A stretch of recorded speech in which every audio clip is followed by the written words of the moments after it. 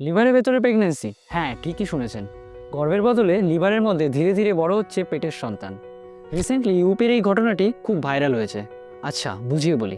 Ectopic pregnancy অর্থাৎ গর্ভবহির্ভূত pregnancy, আর এই ঘটনাটি একটা একটোপিক প্রেগন্যান্সির উদাহরণ। তার আগে আমাদের নর্মাল প্রেগন্যান্সিটাকে একটু বুঝে নেওয়া দরকার।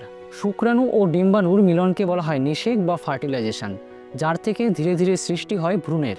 সাধারণত ভ্রূণের রোপণ হয় জরায়ু বা বাচ্চাদানির দেওয়ালে, আর সেখানেই সে ধীরে ধীরে বড় হয়ে ওঠে। আর মায়ের শরীর থেকে পুষ্টি নেওয়ার জন্য দুজনের মধ্যে তৈরি হয় প্লাজেন্টা বা অমরা, যাকে আমরা চলতি ভাষায় ফুলও বলে থাকি। যদি এই রোপণ বাচ্চাদানির দেওয়ালের বদলে জরায়ুর নালীপথ অর্থাৎ ফ্যালোপিয়ান টিউবে হয়ে থাকে, তখন সাধারণত আমরা তাকে একটোপিক প্রেগন্যান্সি বলে থাকি। নালী ছাড়াও আরও অন্যান্য জায়গা যেমন ডিম্বাশয় বা ওভারি, পুরনো সিজারের ঘা কিংবা পেটের ভেতরেও এই রোপণ সম্ভব। আর এই কেসটির ক্ষেত্রে নিষেকের পর ভ্রূণ কোনোভাবে ফ্যালোপিয়ান টিউব অর্থাৎ নালী ছেড়ে বেরিয়ে ভাসতে ভাসতে লিভারের কাছে এসে পৌঁছায়। লিভার অত্যন্ত রক্তবহুল একটা অঙ্গ, তাই পুষ্টির জন্য ওখানেই সে বসে পড়ে। আর তাতেই ঘটে গেছে এরকম বিরলতম ঘটনা। প্রায় 10,000 থেকে 25,000 বাচ্চা জন্মের মধ্যে একজনের সাথে এরকম ঘটনাটি ঘটার সম্ভাবনা আছে। বিরল হওয়ার সাথে সাথে এর ট্রিটমেন্টও খুব ক্রিটিক্যাল হয়।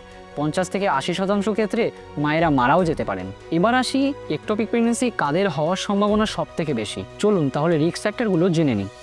1. পিআইডি, পেলভিক ইনফ্ল্যামেটরি ডিজিজ বা স্যালপিনজাইটিস, অর্থাৎ ফ্যালোপিয়ান টিউব বা নালী কিংবা পেলভিসের জ্বলন। 2.